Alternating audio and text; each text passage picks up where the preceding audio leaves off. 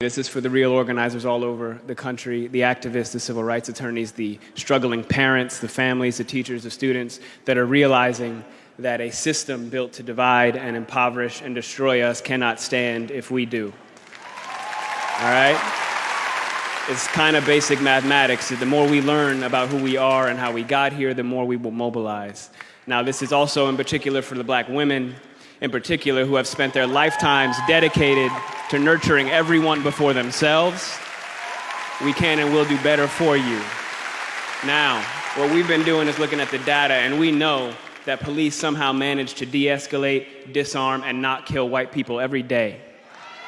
So what's going to happen is we are going to have equal rights and justice in our own country, or we will restructure their function and ours.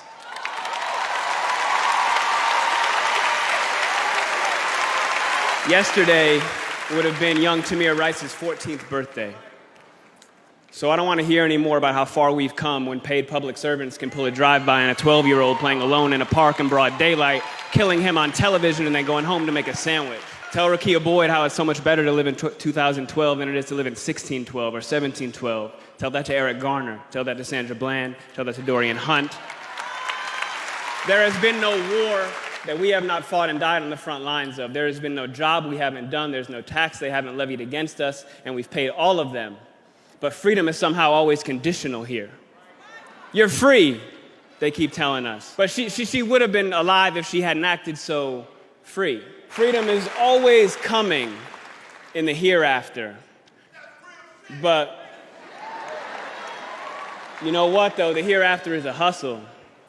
We want it now. And let's get a couple things straight. Just a little side note. The burden of the brutalized is not to comfort the bystander. That's not our job. All right, stop with all that. If you have a critique for the resistance, for our resistance, then you better have an established record of critique of our oppression. If you have no interest in equal rights for black people, then do not make suggestions to those who do. Sit down. We've been floating this country on credit for centuries, and we're done watching and waiting while this invention called whiteness uses and abuses us, burying black people out of sight and out of mind while extracting our culture, our dollars, our entertainment like oil, black gold, ghettoizing and demeaning our creations, then stealing them, gentrifying our genius, and then trying us on like costumes before discarding our bodies like rinds of strange fruit. The thing is that just because we're magic doesn't mean we're not real. Thank you.